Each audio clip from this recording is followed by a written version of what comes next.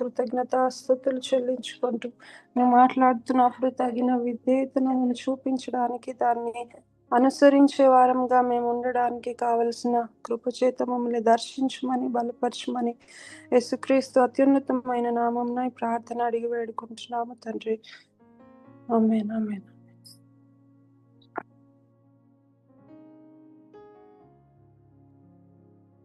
ఆమేన్. ఆమేన్.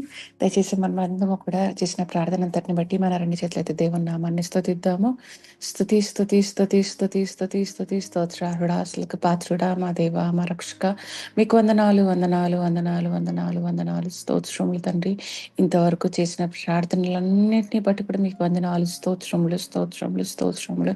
అయా మా ప్రార్థనలను ఆలకించే దేవా, మా ప్రార్థనలకు జవాబులు దయచేసే దేవా, అయ్యా ప్రతి ఒక్కరిని కూడా తండ్రి ప్రభా మీరు దర్శించండి. అయ్యా ప్రార్థనలో తండ్రి ప్రభా, అదిగో దేవా మేమందరం కూడా తండ్రి ప్రభా, అయ్యా తండ్రి ప్రభా మీ యొక్క తండ్రి ప్రభ సన్నిధి మేము చూచుటకు తండ్రి ప్రభా, అయ్యా మీ కృప చూపండి దేవా. మీకు వందనాలు వందనాలు వందనాలు వందనాలు వందనాలు స్తోత్రములు దేవా. మీకు వందనాలు తండ్రి ప్రభా. ప్రార్థనలు ఏకీభవించిన ప్రతి ఒక్క బిడ్డను బట్టి నీకు వందనాలు స్తోత్రములు. అయ్యా కేవలం మీకే మహిమ ఘనత ప్రభావములు చెల్లించుకున్న తండ్రి ప్రభా, ఇదిగో వినబోతున్న వాక్యాన్ని బట్టి నీకు వందనాలు, స్తోత్రములు స్తోత్రములు స్తోత్రములు. అయ్యా మాకు ఇంత గొప్ప అవకాశాన్ని మాకు దయచేసిన దేవా మీకు వందనాలు వందనాలు తండ్రి. అయ్యా వాక్యం బోధించబోతున్న తండ్రి ప్రభా, నీ బిడ్డని బట్టి నీకు వందనాలు, స్తోత్రములు స్తోత్రములు తండ్రి ప్రభా. అయా స్తోత్రములు. అయా నీకు వందనాలు వందనాలు వందనాలు వందనాలు తండ్రి ప్రభా. మీ యొక్క సేవకుని తండ్రి ప్రభా మేము నోటి బూరగా వాడుకుని తండ్రి ప్రభా, మాతో మీరే మాట్లాడండి దేవా. నీకు వందనాలు, స్తోత్రములు స్తోత్రములు తండ్రి. తన పట్ల మీరు కలిగిన ప్రణాళికలను బట్టి తండ్రి ప్రభా, తన మా జీవితంలో ఉంచిన విధమును బట్టి నీకు వందనాలు, స్తోత్రములు చెల్లించుకున్నాను. గొప్ప దేవానికి వందనాలు వందనాలు వందనాలు వందనాలు స్తోత్రములు. అయా ఏ ఒక్క మాట కూడా తండ్రి ప్రభా వ్యర్థంగా అయా నేల రాలకుండా తండ్రి ప్రభా మా హృదయాల్లో తండ్రి ప్రభా, అయ్యా తండ్రి ప్రభా ఇదిగో దేవ నాటపడి తండ్రి నూరంతల ఫలం తండ్రి ప్రభా మేము పొందుకొనుటకు, అయ్యా అది ఫలించుటకు తండ్రి ప్రభా మీరు మాకు సహాయాన్ని అందించండి దేవానికి వందనాలు వందనాలు వందనాలు తండ్రి.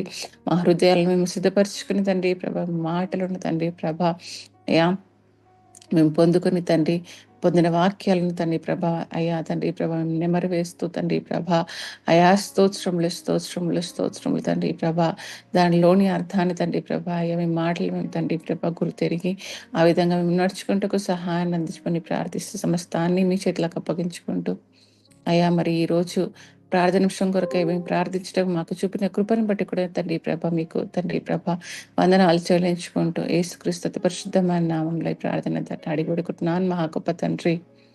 ఆమేన్. ఆమేన్.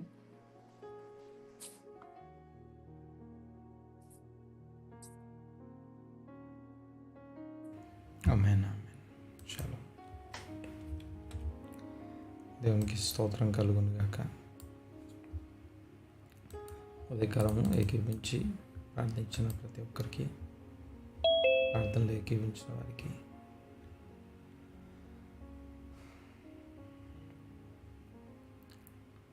ఈ ఉదయకాలపు శుభములు తెలియజేస్తాను. దేవుడు మనందరినీ దీవించి ఆశీర్వదించును గాక. దేవునికి మహిమ. ఈ సమయంలో ఈ రోజుకి సంబంధించిన వాక్య భాగంలోకి మనం వెళ్దాం. మనం 37వ కీర్తన ధ్యానం చేస్తూ ఉన్నాము. 37వ కీర్తన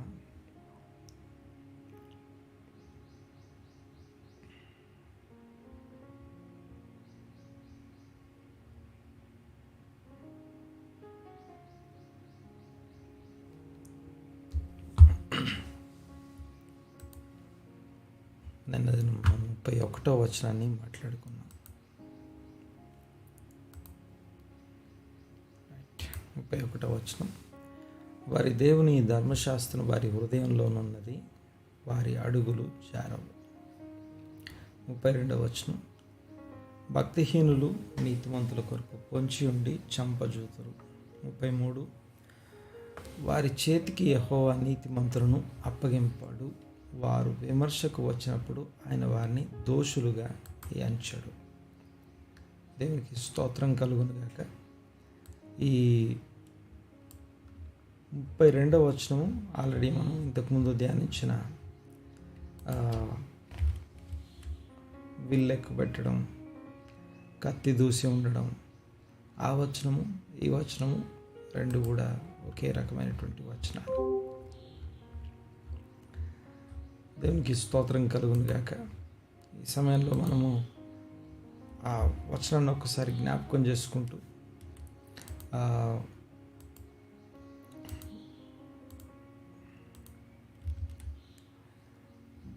ఓకే 33వ వచనాన్ని 32వ వచనాన్ని కలిపి కొన్ని సంగతులు మనం ఆలోచన చేద్దాం. ముందుగా 32వ వచనాన్ని ఒకసారి జ్ఞాపకం చేస్తాను.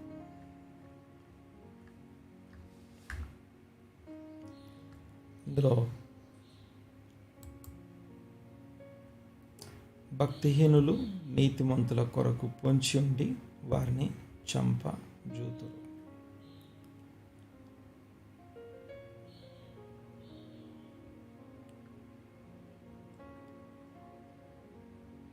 పదిహేడవ వచనంలో భక్తిహీనుల బాహువులు విరోబడును.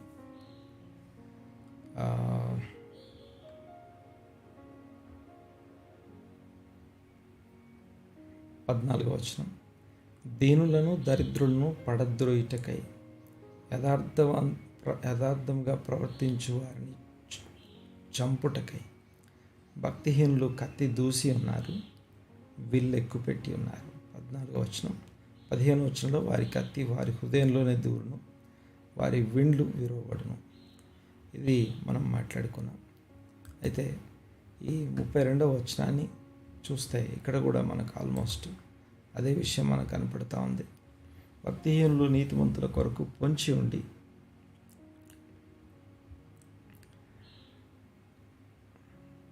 వారిని చంపజూతురు అనే మాట.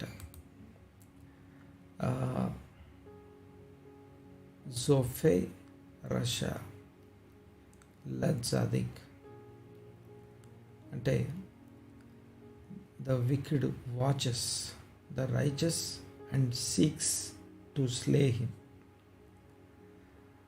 Wicked watches the righteous. ఈ యొక్క దుష్టత్వం చేసేవారు యాక్చువల్గా తెలుగులో మనకి భక్తిహీనులు అనే మాట మనం చూస్తాం. యాక్చువల్గా భక్తిహీనులు అంటేనేమో భక్తి తెలిసి చేయని వారు. ఈ యొక్క దుష్టులు అంటే దుష్టత్వాన్ని జరిగించేవారు. విషయం ఏంటంటే దీన్ని మనం కొద్దిగా అర్థం చేసుకోవడానికి ప్రయత్నం చేద్దాం. హీబ్రూ భాషలో జోఫే అనే మాట జాఫా, జోఫే ఈ పదాలు రెండు కూడా to watch, to spy, to lie in wait, ఒక దానికోసం వెయిట్ చేస్తూ ఉండడం. తర్వాత స్పై చేస్తూ ఉండడం. స్పై అంటే గూఢచర్య లాంటిది. టు వాచ్ నిరంతరం ఒక కన్నేసి ఉంచడం. ఈ అంటే అత్యంత తీక్షణమైనటువంటి ఫోకస్ అది. ఏదో కొంచెంసేపు గమనిస్తూ ఉండడం కాదు, కనుదృష్టిని తొలగించకుండా వారికి తెలియకుండా మనం చూస్తున్నామన్న సంగతి అవతలకి తెలియకుండా చూడటం. ఎందుకని భక్తిహీనులు నీతిమంతుల వైపు అంత వేగు చూస్తూ ఉన్నారు, లేకపోతే అంత వారిని స్పై చేయడం కానీ వాచ్ చేయడం కానీ?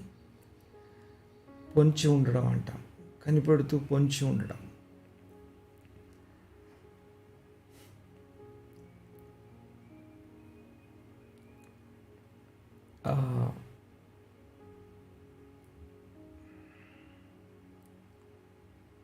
నీతిమంతునికి ఏ విధంగా అయినా సరే మనము హాని కల్పించాలి, ఏదైనా ఒక హాని చేయాలి. తర్వాత ఈ జోఫే అనే పదం to watch, to spy or to lie in wait. రెండవది రాష అంట. ఒక్కసారి ఈ పదాలు మనకు కనపడుతున్నప్పుడు నీతిమంతులు ఇలా నీతిమంతుల కోసం దుష్టులు ఇలా చేస్తారు, ఇలా ఉన్నారు అని చెప్పినప్పుడు ఒకవేళ మనము ఎవరి గురించి అని ఇలాంటి ఆలోచన కలిగి ఉంటే గుర్తుపెట్టుకోవాలి, లేకపోతే ఆలోచించాల్సిన విషయం అంటే అది దుష్టత్వానికి సంబంధించింది అనే సంగతి తెలిసి ఉండాలి.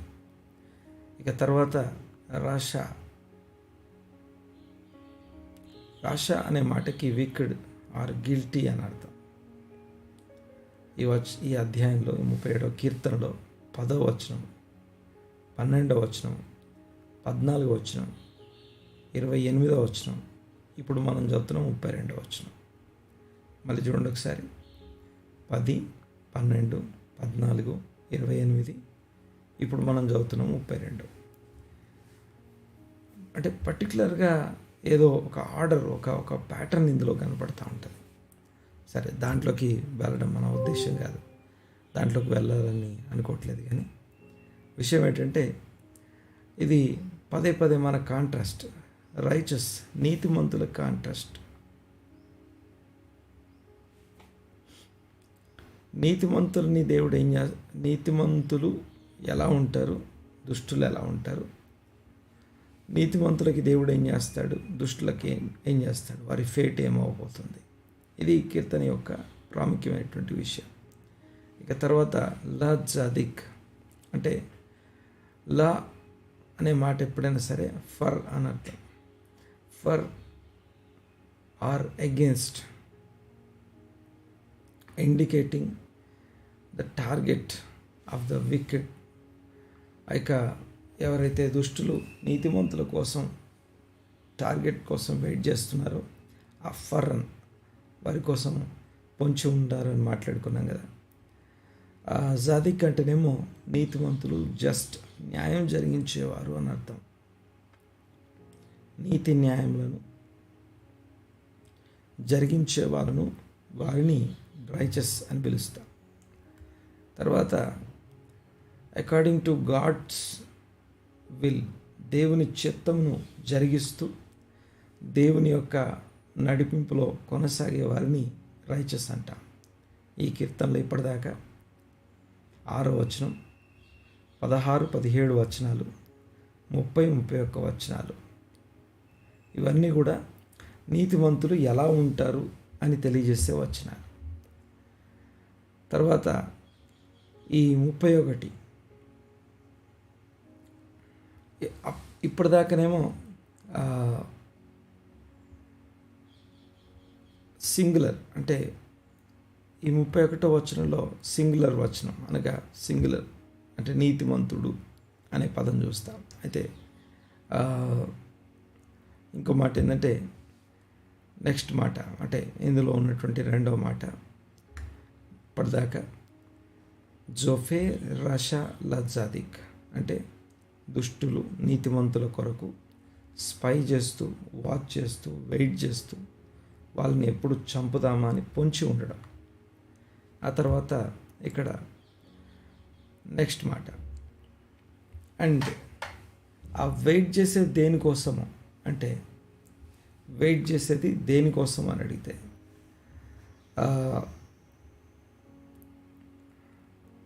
అక్కడున్న పదము బకాష్ అంటాం. బకాష్ అనే పదం నుంచి వచ్చినటువంటి మాట. బకాష్ అనే మాటకి to seek or to strive for, to seek or to strive for అంటే ఒక దానికోసం ఎదురు చూస్తూ ఉండడం, దానికోసం ప్రయాసపడుతూ, ప్రయత్నం చేస్తూ, శ్రమపడుతూ ఉండడం. దేనికోసం ఇంతకీ శ్రమపడేదంటే ల హమీటో అంటే టు మత్ అనే మాటకి డెత్ అని అర్థం. హమీటో అంటే to put him to death, వారిని చంపేయడం కోసం వెతుకుతారు అని అర్థం. 14వ వచనంలో కూడా ఈ మాట మనం చూస్తాం. Slay those of upright conduct, నీతి న్యాయములు జరిగించే వారిని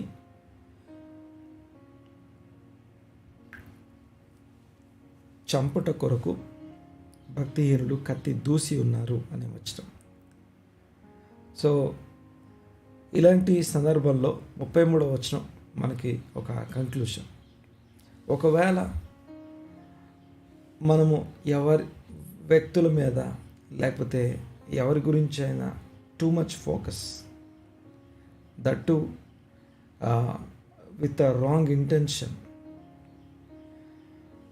ఒక జలస్తో, ఒక జలస్ మోటివ్తో కనుక మనం పదే వాళ్ళ గురించి వాళ్ళని కనిపెడదామని చెప్పేసి వాళ్ళ తప్పుల కోసం వెతుకుతూ ఉంటాం, లేకపోతే వారిని ఏదైనా చేయడం కోసం వెతుకుతూ ఉన్నామా, ఇలాంటివి కనిపిస్తే ఇది మనలో ఉన్న దుష్టత్వం చేత ప్రేరేపించబడుతున్నాం అనే సంగతి తెలిసి ఉండాలి. తర్వాత ఇందులో ఎక్కడైనా సరే ఇదిగో దుష్టులు ఇలా ఉంటారు అని తెలియజేసినప్పుడు ఈ దుష్టత్వ సంబంధమైన విషయాలు మనలో ఉన్నాయా లేదా చెక్ చేసుకోండి.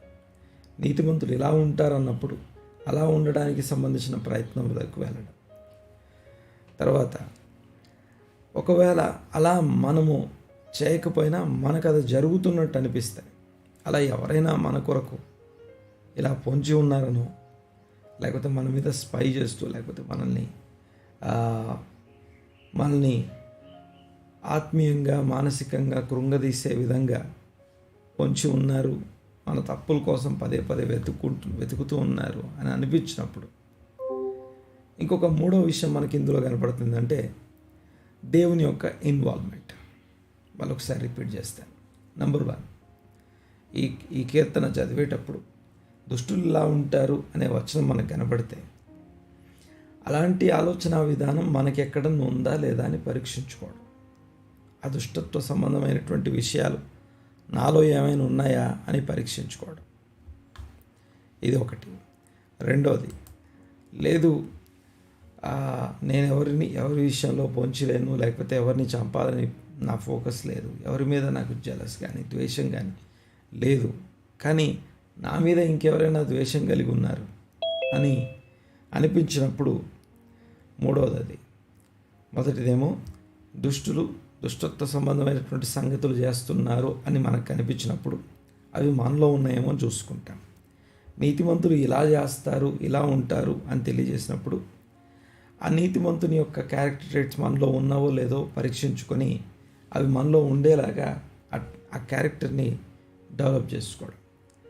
లేదు, నీతిమంతులను అటువంటి నన్ను దుష్టులు ఇలా చేయబోతున్నారు అని తెలిసినప్పుడు, ఇంకెవరో నా మీద కుట్ర చేస్తున్నారు, నన్ను వెతుకుతున్నారు, పదే నన్ను తప్పుపట్టడానికి వెతుక్కుంటున్నారు అని కనుక కనబడితే దాని విషయంలో మూడో విషయం ఏంటంటే దేవుడు ఇన్వాల్వ్ అవుతాడు. దేవుని యొక్క ఇన్వాల్వ్మెంట్ ఏ స్థాయిలో ఉండబోతుందో ఈ కీర్తన మాట్లాడుతూ ఉంది. చూడండి ఒకసారి 33వ వచనంలోకి వెళ్ళేలోపు ఇక్కడ అపోజిషన్ కానీ లేకపోతే ఆ యొక్క వికెట్స్ మెలిషియస్ ఇంటెంట్ అంటాం, అంటే ఆ యొక్క హానికరమైనటువంటి ఇంటెన్షన్స్తో మన చుట్టూ పొంచి ఉన్నట్టుగా అనిపించినప్పుడు మనకు తెలియాల్సిన విషయం డివైన్ అవేర్నెస్, లేకపోతే దైవికమైనటువంటి ఒక అవేర్నెస్ 33వ వచనం మనకి కల్పిస్తూ ఉంది. ఈ 31వ వచనం కాంట్రాస్ట్, అంటే ఆ యొక్క భక్తిహీనులకి దుష్టులకి నీతిమంతులకు ఉన్న డిఫరెన్స్ చూపిస్తాయి. 33వ వచనంకి వెళ్ళేసరికి మనకు అవసరమైనటువంటి ఒక ప్రొటెక్షన్ని దేవుడు అలాంటి వాళ్ళని ఏం చేయబోతున్నాడు, ఎలాగా ఉండబోతుందో 33వ వచనం మనతో మాట్లాడుతూ ఉంది. 33వ వచనంలో 33వ వచనం అదోనాయ్ అనే పదంతో ప్రారంభమవుతుంది, లేదా యెహోవా అనే పదంతో ప్రారంభమవుతుంది. కానీ మన బైబిల్లో 33వ వచనం, వారి చేతికి యెహోవా నీతిమంతులను అప్పగింపడు. వారి చేతికి యెహోవా నీతిమంతులను అప్పగింపడు. వారు విమర్శకు వచ్చినప్పుడు, అనగా నీతిమంతులు ఒకవేళ విమర్శకు వస్తే వారిని దోషులుగా ఎంచడు. ఎందుకంటే వారి నీతి వారికి ముందు నడుస్తూ ఉంది. దేవునికి స్తోత్రం. దీన్ని ఇంకా కొంచెం అర్థం చేసుకోవడానికి ప్రయత్నం చేద్దాం. ఇంగ్లీష్లో, the lord will not abandon him to his power or let him be condemned when he is brought to trial. విషయం ఏంటంటే ఆ నీతిమంతుణ్ణి దేవుడు ఏం చేస్తాడు, దేవుడు ఎలా కాపాడుతాడు, ఎలా భద్రపరుస్తాడు అనేది ఈ వచనం మనతో మాట్లాడుతుంది. దేవునికి స్తోత్రం కలుగును గాక. అదోనాయి తర్వాత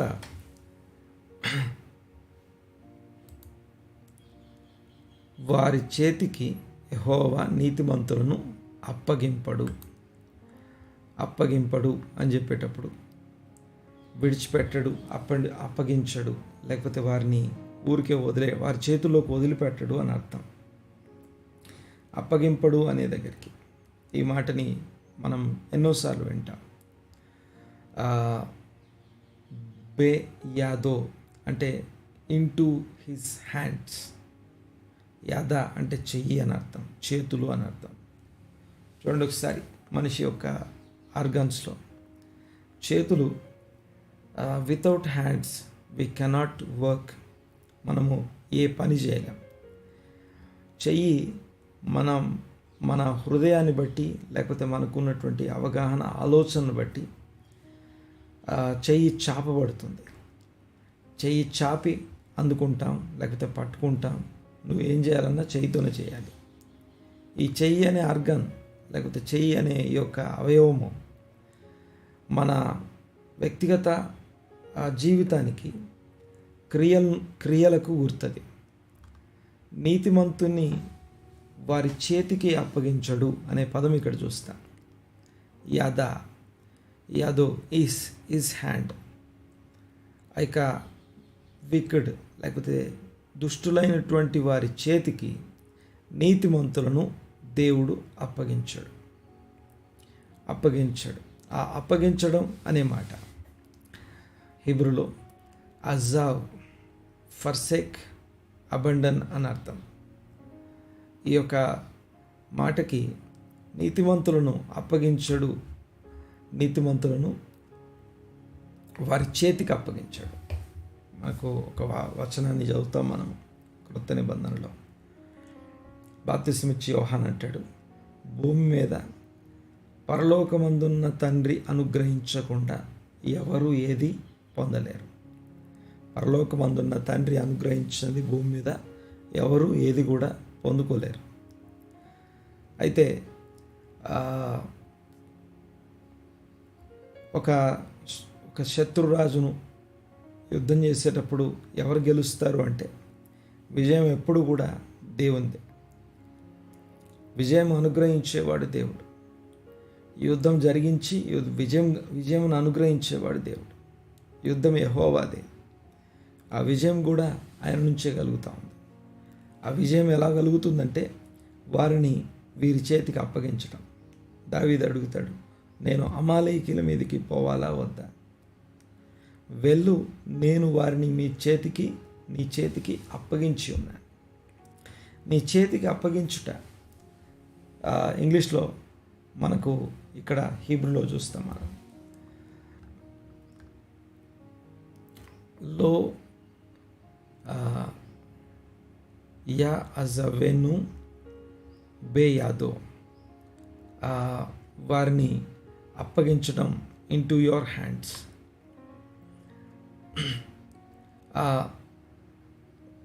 అప్పగించడం అనే మాట, వారి చేతికి అప్పగించడం అనే మాట, హ్యాండ్ ఓవర్ చేయడం అంటే ప్రతిదీ దేవుని కంట్రోల్లో ఉంటుంది. మళ్ళీ ఈ మాట జ్ఞాపకం చేస్తా. There is nothing coincidence in the kingdom of God. There is nothing accidental in the kingdom of God. At the same time ఇంకో మాట కూడా యాడ్ చేస్తుంది. దేవుని చిత్తం లేకుండా, లేకపోతే ఏది కూడా యాదృచ్ఛికంగా ప్రమాదవశాత్తు జరగట్లేదు. అంతేకాదు, there is no luck, bad luck, good luck అనేది లేదు భూమి మీద. In the kingdom of God, దేవుని రాజ్యంలో బ్యాడ్ లక్, గుడ్ లక్ అని ఉండదు. జాగ్రత్తగా వినాలి మాట. బ్యాడ్ లక్, గుడ్ లక్ అనే మాట లేదు, ఉండదు. మరి ఏముంటుంది అంటే ఎవరైనా ఏదైనా ఒక విషయం పొందుకున్నారంటే it is not a bad luck ఏదైనా పొందుకున్నారు అంటే it's not a good luck or bad luck. లక్గానే కాదు, it is the judgement of God. ప్రతి ఒక్కరూ దేవుని తీర్పును పట్టి పొందుకుంటారు. దేవుడు ఉదాహరణకి నేను ఏదైనా పొందుకున్నాను అంటే నా కోసం ఎవరైనా ప్రార్థన చేసి ఉండొచ్చు. నేను అది పొందుకోవడం కోసం ఎవరో ఒకరు దానికి సంబంధించిన చెల్లించి ఉండాలి. దేవుడు దాని తీర్పు తీరుస్తాడు. ఎవరిదో నేను లాక్కోలేదు, కానీ నేను ఊహించింది మేలు ఒకటి నాకు జరిగింది. ఉదాహరణకి ఇశ్రాయేలు ప్రజలకి పాలు తేనెలు ప్రపంచ దేశం వారికి ఇవ్వబడింది. ఐగుప్తు నుంచి బయటికి రావడం అనేది వారి మెరిట్తో సంబంధం లేదు. ఐగుప్తు నుంచి బయటికి రావడం అనేది వారి మెరిట్తో సంబంధం లేదు. వారి పితరులైన అబ్రహాం, ఇస్సాకు, యాకోబుల మెరిట్తో వారు బయటకు వస్తారు. అంటే బయటికి తీసుకురావడం అంటే వారి వెట్టి పనులను బట్టి వారి మొర విన్నాడు, దేవుడు స్పందించాడు, వారిని బయటికి తీసుకొచ్చాడు. సో బయటికి తీసుకురావడం అనే దానికి వారి పితరుల యొక్క నీతి కారణమైతే, పాలుదేన దేశంలోకి ప్రవేశించాలంటే మాత్రం వీరి నీతి కావాలి. సో అంటే మిమ్మల్ని బయటికి తీసుకొచ్చాను, మిమ్మల్ని నా ప్రజలుగా చేసుకున్నాను, ఇప్పుడు మీరు నాకు సొత్తుగా ఉండాలి, ఉంటారు. ఆ నూతనమైనటువంటి క్రొత్త దేశంలోకి, పాలుతేనె దేశంలోకి మిమ్మల్ని ప్రవేశపెట్టాలి. ఆ ప్రవేశపెట్టేటప్పుడు ఇప్పుడు మిమ్మల్ని చూస్తాను నేను, మీ నీతిని గమనించాలి. మీరు గనక నీతిమంతులైనటువంటి తరం అయి ఉంటే అప్పుడు నేను మిమ్మల్ని ఆ పాలుతేనె దేశంలోకి ప్రవేశపెడతాను. ఆ పాలుతేనె దేశంలోకి ప్రవేశపెట్టడం అనేది లక్ కాదు.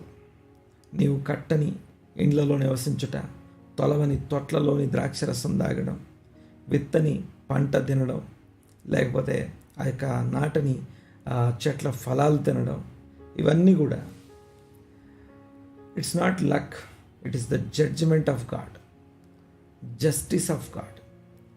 దేవుని జస్టిస్, దేవుని న్యాయవిధి. అంతేకాదు ఇర్మియా గ్రంథంలో ఒక మాట రాస్తుంది, శూరుడు తన శౌర్యమును బట్టి అతిశయించొద్దు, ఐశ్వర్యవంతుడు తనకున్న ఐశ్వర్యాన్ని బట్టి అతిశయించొద్దు. తర్వాత జ్ఞాని తనకున్నటువంటి జ్ఞానమును బట్టి అతిశయించొద్దు. శూరుడు తన శౌర్యమును బట్టి, ఐశ్వర్యవంతుడు తన ఐశ్వర్యాన్ని బట్టి, జ్ఞాని తన జ్ఞానమును బట్టి అతిశయించొద్దు. మరి దేన్ని బట్టి అతిశయించాలి అంటే, భూమి మీద కృప చూపుచు, భూమి మీద కృప చూపుచు నీతి న్యాయములు జరిగించు యెహోవాను నేనే అని తెలుసుకొనుట యందు అతిశయించాలి. అతిశయించువాడు దేనిని బట్టి అతిశయించవాలని అనగా, భూమి మీద కృప చూపుచు నీతి న్యాయములు అనగా ఆ జస్టిస్ని, లక్కీ ఫెలోస్ని ఒకవైపు, అన్లక్కీ ఫెలోస్ని ఒకవైపు. మళ్ళీ ఈ మాట జ్ఞాపకం చేస్తున్నాను. There is nothing coincidence and there is nothing accidental in the kingdom of God. At the same time there is no good luck or bad luck in the kingdom of God. So మనం ఏదైనా పొందుకున్నాం ఇప్పటిదాకా అంటే కృప ద్వారా పొందుకున్నాం. ఆ కృపకి కారణం ఆయన మంచితనం, justice అది.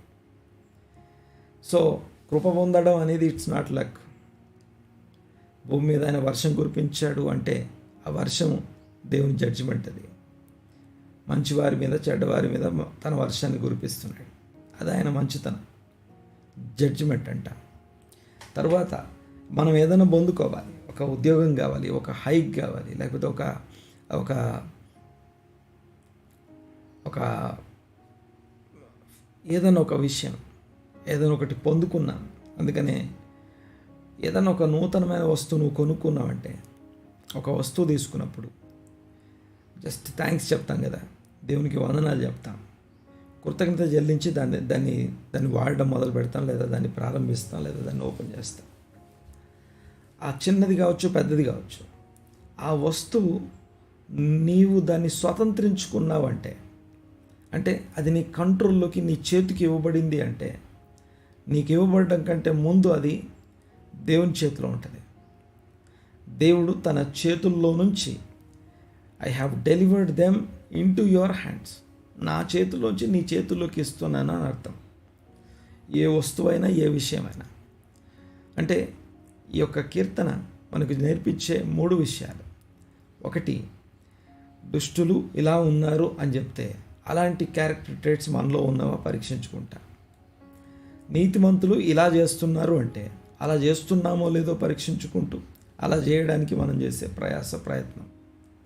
మూడోది, లేదు దుష్టులు, నేను నీతిమంతుడినై ఉన్నాను, దుష్టులు నా మీద పొంచి ఇదిగో ఇవి చేస్తున్నారని మనకు అనిపిస్తే, ద జస్ట్ గాడ్, న్యాయవంతుడైనటువంటి దేవుడు, న్యాయాధిపతి అయినటువంటి దేవుడు, నిరంతరం ఏలుతున్నటువంటి దేవుడు, ఆయన కలుగ చేసుకునే విధానం ఏంటి? ఆయన దుష్టుల చేతిలోకి నీతిమంతులను అప్పగించడు. దుష్టుల చేతికి నీతిమంతులను అప్పగించడు. చూడండి ఒకసారి, దుష్టుల చేతికి నీతిమంతులను అప్పగించడు అనే జడ్జిమెంట్ మన ముందున్నప్పుడు అది మనకు ఒక ధైర్యాన్ని ఇస్తుంది. అది మనకు విశ్వాసంలో కొనసాగడానికి అవసరమైనటువంటి ఒక అవగాహనని, ధైర్యాన్ని మన చేతిలో పెడతాం. మన చేతికి అప్పగించడం అనేది, మనం వేరే వారి చేతికి, దుష్టుల చేతికి నీతిమంతులు అప్పగించబడి తలదించుకునే పరిస్థితి రాదు. సో ఈ కీర్తన, ఈ 3వ పాయింట్లో, we have to trust in the God's sovereignty. దేవుని యొక్క సార్వభౌమత్వాన్ని, ఆయన ఆధిపత్యాన్ని అంగీకరించడం లేదా విశ్వసించడం అనేది ఈ మాట మనకి నేర్పిస్తాం. తర్వాత ఈ యొక్క ఏమంటామంటే, ఈ వచనంలో దేవుని యొక్క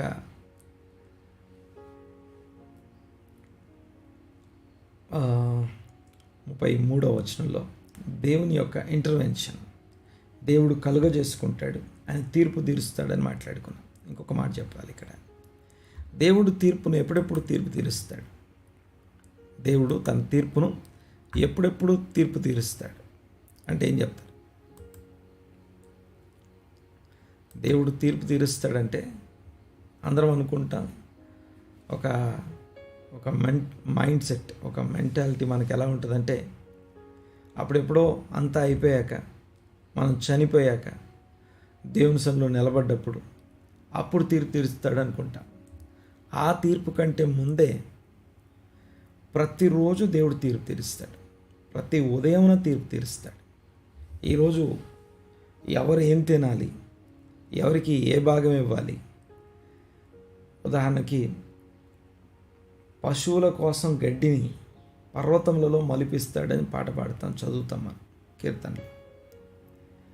పర్వతాలలో గడ్డిని మొలిపించాడు దేవుడు అంటే, ఈరోజు వచ్చి తినబోయే పశువు కోసం ఆయన నిన్ననో మొన్ననో ఆ గడ్డిని మొలిపించి ఉంటాడు. తన జస్టిస్, అది జడ్జిమెంట్ అంటాం. దేవుని యొక్క జడ్జిమెంట్లో, న్యాయ విధుల్లో చదివితే మనకు అర్థమవుతుంది దేవుని యొక్క తీర్పులు ఎంత గొప్పవి అంటే, అవి న్యాయములు, తర్వాత నిర్మలము, అనగా వాటిలో ఎలాంటి చెడుతనము ఉండదు. అంటే వాటిలో తప్పుపట్టలేం మనం. దేవుని తీర్పును తప్పుపట్టలేం. దేవునికి స్తోత్రం కలుగును గాక. ఇంకా గమనించండి ఒకసారి, ఈ యొక్క కీర్తన మనకు జ్ఞాపకం చేసే విషయాలు, ఆ జడ్జిమెంట్ అండ్ జస్టిస్, దేవుని యొక్క ఇంటర్వెన్షన్. దేవుడు ప్రతి ఉదయంలో తీర్పు తీరుస్తాడు. ప్రతి నెలకి ముందు తీర్పు తీరుస్తాడు. సంవత్సరానికి తీర్పు తీరుస్తాడు. సో అంటే ఒక సంవత్సరం జరుగుతుండగా తన కార్యం నూతన పరచుట, ఆ సంవత్సరంలో మొదటి రోజున తీర్పు తీరుస్తాడు. అంటే నెక్స్ట్ ఇయర్ ఏమేమి ఉండాలి, ఏమేమి ఉండకూడదు, ఎవరికి ఏమి ఇవ్వాలి అనేది పాత ఆ సంవత్సరంలో జరిగించినటువంటి నీతిని ఆధారం చేసుకొని క్రొత్త సంవత్సరానికి సంబంధించిన తీర్పు. అంతేకాకుండా ప్రతి నెల మొదటి రోజున రోష్ ఖోదేష్ అంటే head of the month, Roche హషానా అంటే హెడ్ ఆఫ్ ద ఇయర్. ఆ హెడ్ ఆఫ్ ద ఇయర్ అంటే సంవత్సరానికి మొదటి రోజు. రోష్ హషానా అంటే యాక్చువల్గా శృంగధ్వనుల పండుగ అంటాం మనం, యాక్చువల్గా జడ్జిమెంటే అది. ఆ రోజున దేవుడు తీర్పు తీరుస్తాడు. అంటే రోష్ హషానా అంటే ద న్యూ ఇయర్ డే అన్నమాట. సంవత్సరానికి మొదటి రోజు. రోష్ అంటే హెడ్ అని అర్థం, హెడ్ ఆఫ్ ద ఇయర్. ఆ హెడ్ ఆఫ్ ద ఇయర్ రోజున దేవుడు నెక్స్ట్ ఇయర్ ఎవరెవరు ఏం కలిగి ఉండబోతున్నారో అవన్నీ తీర్పు తీరుస్తాడు. పాత సంవత్సరానికి సంబంధించిన లెక్కలన్నీ కూర్చొని లెక్కలన్నీ తీర్చి, ఇదిగో నువ్వు ఇది పొందుకుంటావు, నువ్వు ఇది పొందుకుంటావు అని చెప్పి తీర్పు తీరుస్తాడు. అలాగే రోష్ కోదేశ్ కూడా అది కూడా తీర్పుకు సంబంధించిందే. ఈ మంత్ మనం ఎలా ఉండబోతున్నాం. ఆ తర్వాత నెక్స్ట్ ఇంకొక విషయం ఏంటంటే ప్రతి ఉదయమున, అందుకే ఉదయాన్నే మనం ప్రార్థనతో ఎందుకు వస్తామంటే దేవుని జడ్జిమెంట్ ప్లేస్కి వస్తున్నాం. ప్రార్థనా కాలంలో కూడా తీర్పు పొందుతా. ఇప్పుడు పరిసయ్యుడు సుంకరి ప్రార్థన చేయడానికి వచ్చారని చదువుతాం. అది ఆల్మోస్ట్ మధ్యాహ్నం ప్రార్థన. అంటే ప్రార్థనా కాలం కూడా జడ్జిమెంట్ టైమే. అంటే దేవుడు ఎప్పుడెప్పుడు తీర్పు తీరుస్తాడు. అక్కడ సుంకరి పరిసయ్యుని ప్రార్థనకు సంబంధించిన ఉపమానాన్ని విన్నప్పుడు అందులో ఒక మాట చదువుతాం ఏంటంటే, ఇతడు వానికంటే నీతిమంతుడుగా తీర్చబడి వెళ్ళాడు. ఈ చివరి మాటతో నేను క్లోజ్ చేస్తాను. ఒకవేళ మన చుట్టూ దుష్టులు పొంచి ఉండొచ్చు కాక, మన ప్రాణం తీయడానికి లేకపోతే మనల్ని స్పై చేస్తూ మన పతనం కోసం ఎదురు చూస్తూ ఎప్పుడెప్పుడు పతనమయ్యేలా చేద్దామా, మన కాళ్ళు తొట్టిల్లా చేద్దామా అని చెప్పి ఎదురు చూసే వాళ్ళు ఉండొచ్చు కాక, ఆ టైంలో మనము చేయవలసిన పని దుష్టుని జయించడానికి దుష్టత్వంతో జయించమని చెప్పట్లేదు. రోమీలకు రాసిన పత్రికలు ఈ మాట చదువుతా, కీడును మేలు చేత జయించుము అంటాడు. కీడు చేత కాక మేలు చేత కీడును జయించమంటాడు. ఆ మాటకి అంటే ఇంకా కొంచెం ఎక్కువ నీతిమంతులుగా తీర్పు తీర్చబడాలి. ప్రతి ప్రార్థనా కాలంలో దేవుడు తీర్పు తీరుస్తున్నాడు. ఆ తీర్పు తీర్చే జడ్జిమెంట్ ప్లేస్కి వచ్చి ఆయన తీర్పు తీసుకొని వెళ్ళడం మంచిది. అంటే దినమునకు 3 మార్లు ప్రార్థనకి వెళ్తున్నామంటే మనం జడ్జిమెంట్ సీట్ దగ్గరికి వెళ్తున్నాం. బట్ దేవునికి స్తోత్రం కలుగును గాక. క్రీస్తు యేసు రక్తంను ఆశ్రయించి దేవుని యొక్క ఆ యొక్క రక్తం చేత, ప్రోక్షణ రక్తం చేత శుద్ధీకరించబడిన వారు కృపాసనం దగ్గరికి వెళ్తారు. ఫేవర్ ఇచ్చే సీట్ దగ్గరికి వెళ్తారు. దేవునికి స్తోత్రం కలుగును గాక. ఈ మాటలు మన హృదయంలో ఉంచుకొని దేవుని యొక్క ఇంటర్వెన్షన్ని అండ్ ఆయన యొక్క సార్వభౌమత్వం, ఆయన అధికారం, ఆధిపత్యం, ఆయన తీర్పులు మనం అనుకుంటున్నాం ఎవరో పరిపాలిస్తున్నారు భూమి మీద, దేవునికి ఇష్టం లేని వారు, మరి దేవుడు ఏం చేయట్లేదా కాదు. వారిని అక్కడ కూర్చోబెట్టింది దేవుడు. వారికి కొద్ది కాలం ఇవ్వబడింది. వారి కొద్ది కాలము వారు ఉండాలి, అవసరం. అది ఆయన చిత్తం, అంతేకాదు ఆయన జడ్జిమెంట్. అది దేవుని జడ్జిమెంట్, దేవుని చిత్తాన్ని తెలియజేస్తుంది. అట్ ద సేమ్ టైం నీతిమంతులకు ఆయన కృప చూపిస్తాడు.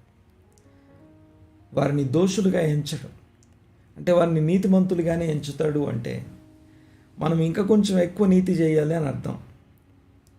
ఎప్పుడైనా సరే కీడును జయించే విధానం మేలు చేతనే. మరి ఎక్కువ నీతిమంతులుగా తీర్చబడాలి. ఆ నీతిమంతులుగా బ్రతకడం కోసం, నీతిమంతులుగా జీవించడం కోసం విశ్వాసంతో పరుగు పందెంలాగా అంటే అందరికంటే ముందు నేను ఉండాలి, ఒక బహుమానం పొందినట్లుగా పరిగెత్తడం అన్నమాట. పోటీ పడుతూ నీతి చేయడం. మీకు ఈ వీక్లీ బులెటిన్ లేకపోతే వీక్లీ పేపర్ ఏదైతే వస్తుందో దాంట్లో కింద ఒక కొటేషన్ రాసి ఉంటుంది. చూసారు ఎవరన్నా? వీక్లీ బులెటిన్ చర్చ్ది వస్తుంది కదా, సంఘ సమాచార పత్రిక అని. దాంట్లో కింద ఒక కొటేషన్ రాస్తుంది, లేటెస్ట్ది. ఎవరన్నా ఒకరు చెప్పండి ఏం చూసారో.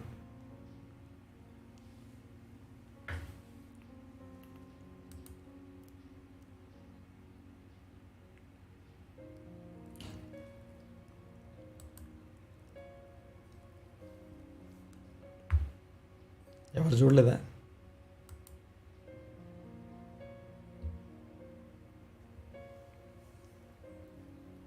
సంఘ సమాచార పత్రిక అని ప్రతివారం ఉంటుంది కదా, దాంట్లో కింద ఏం రాస్తుంది? కింద కొటేషన్ రాసి ఉంటుంది కదా,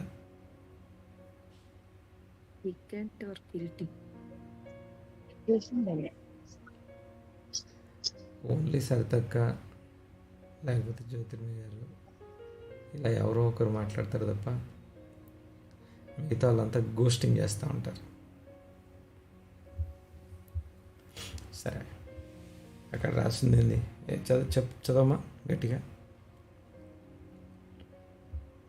wicked or guilty, referring to those who act unjustly or oppose God's ways, often carries a stronger moral connotation of guilt or rebellion against God. అదంతా కాదు, కింద కొటేషన్, రబినికల్ కొటేషన్ అని ఉంటుంది కింద. I do not want followers who are righteous.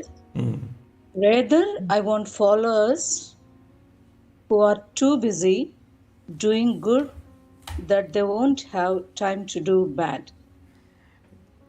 మేలు చేసే విషయంలో బిజీగా ఉండి కీడు చేయడానికి టైం లేని వాళ్ళు నాకు కావాలి. ఓకే, ఒక రబీ యొక్క కొటేషన్ అది. సరే, దేవునికి స్తోత్రం. ప్రార్థన చేసుకుందాం ఈరోజుకి. పరమ తండ్రి, మా దేవ, వందనాలు, స్తుతులు, స్తోత్రంనైనా మీ మహాకృపను బట్టి, కనికరాన్ని బట్టి వందనాలు చెల్లిస్తున్నాం. మీ యొక్క జస్టిస్, జడ్జిమెంట్ ఎంత గొప్పదో, మీ యొక్క ఇంటర్వెన్షన్ ఇదిగో ఏ స్థాయిలో ఉందో మరొకసారి ధ్యానించుటకు కృపచూపుచు నీతి న్యాయములు జరిగించు యెహోవా మీరని. నీతిమంతులు దుష్టుల పొంచి ఉండి ప్రాణం తీయాలనుకునే దుష్టుల చేతికి అప్పగించరని, వారు న్యాయ విమర్శలోకి వచ్చినప్పుడు వారిని దోషులుగా ఎంచరని మరొకసారి మాకు స్పష్టంగా, వివరంగా, తేటగా బయలుపరిచినందుకు మీకు వందనాలు. ఈ భూమి మీద మీరు అనుగ్రహించకుండా ఎవరూ ఏది పొందలేదు. పొందుకోవడం కోసం, స్వతంత్రించుకోవడం కోసం అవసరమైనటువంటి నీతి మా అందరికి కల్పించండి, కలుగజేయండి. క్రీస్తు యేసునందలి నీతి మమ్మల్ని కృపాసనం యొద్దకు చేరుస్తుందన్న మాటను బట్టి మీకు వందనాలు. జడ్జిమెంట్ సీట్ మా ఫేవర్ సీట్గా మారిపోయింది. న్యాయపీఠము కృపాసనంగా మారింది. అయ్యా మీకు వందనాలు, స్తోత్రంనైనా. ఆ కృపాసనం దగ్గరికి మేము చేరి క్రీస్తు యేసు రక్తం ఆశ్రయిస్తూ పాపముల చేత, అపరాధం చేత చచ్చిన మమ్మల్ని మీ యొక్క సిలువ ప్రేమ చేత, మీ మరణ పునరుత్థానాన్ని బట్టి బ్రతికింపజేసిన దేవా మీకు వందనాలు.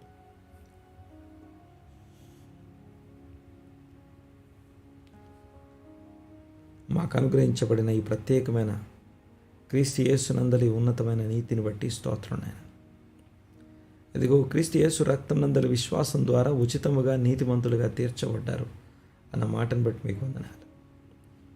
నా యందు విశ్వాసం ఉంచువానికి తీర్పు తీర్చబడదు అన్న మీ మాటను బట్టి మీకు వందనాలు. మా మనోనేత్రాలు వెలిగించండి, జ్ఞానము, ప్రత్యక్షత కలిగిన మనస్సు అనుగ్రహించండి. అనుక్షణం ప్రతిరోజు మీ తీర్పుల యొక్క ఇదిగో మీ తీర్పుల యొక్క ఇంటర్వెన్షన్ మేము అర్థం చేసుకుంటాం. నోటి మాటలు కూడా మీ పర్మిషన్ లేకుండా మా దాకా రావు, మా చెవుల దగ్గరికి రావు. మా హృదయాన్ని నొప్పించే మాట కూడా మీరు పర్మిట్ చేస్తేనే అది వస్తుందని, లక్కను బట్టో ఎవరో ఏదో చేసిన దాన్ని బట్టి కాదు, కానీ మీ చిత్తమును అలాగే మీ న్యాయమును బట్టి సమస్తం జరుగుతుందని మరొకసారి మా జ్ఞాపకం చేసినందుకు వందనాలు చెల్లిస్తూ, ఏకీవించిన వారందరినీ మీ హస్తాలకు అప్పగిస్తున్నాను. దీవించండి, ఆశీర్వదించండి, తగిన కృపలు ఈ దినం అనుగ్రహించండి ప్రభువా. మీకే వందనాలు చెల్లిస్తున్నాం. వారి సమస్యలు, ఇబ్బందులు, వారి ఛాలెంజెస్ అన్నింటిలో అత్యధికమైన విజయం దయచేయండి. దుష్టత్వ సంబంధమైనటువంటి ఆ యొక్క ఈవిల్ ఇంపల్సివ్ ఫోర్సెస్ నుంచి మీ బిడ్డలను విడిపించండి.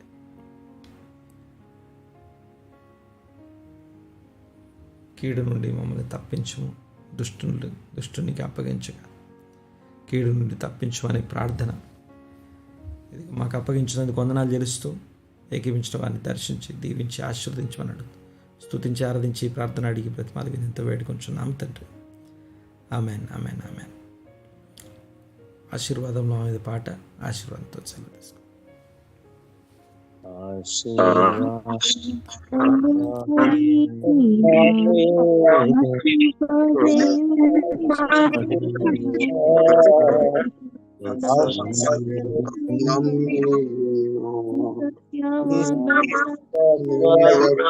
వాగ్దానము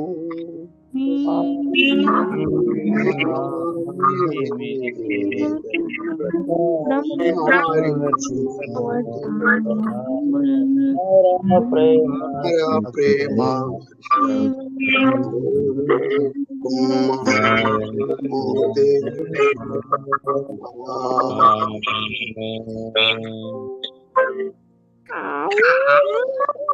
తండ్రి అయిన దేవుని ప్రేమయు మన ప్రభువైన యేసుక్రీస్తు వారి యొక్క కృపయు పరిశుద్ధాత్మ వాసము నిబంధన సాక్ష్యం అభిషేకము తలలు వంచిన మనకును సర్వలోక పరిశుద్ధులకును జాన్ మిషన్ అలాగనే దైవ సందేశం అందించిన దైవదాసులకును జీవంలో పాల్గొన్నటువంటి ప్రతి ఒక్కరికి సదాకాలము తోడయుండి నడిపించి కాపాడి రక్షించి దీవించి వర్ధిల్ల చేయనుగాక.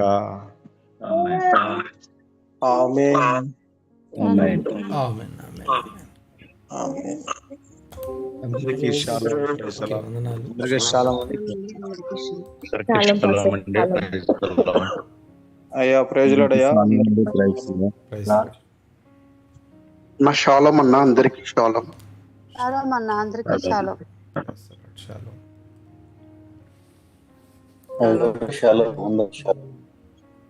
షాలోమ్ ఫస్ట్ అందరికీ షాలోమ్. షాలోమ్. షాలోమ్ అయ్య గారు అందరికీ షాలోమ్. షాలోమ్. షాలోమ్.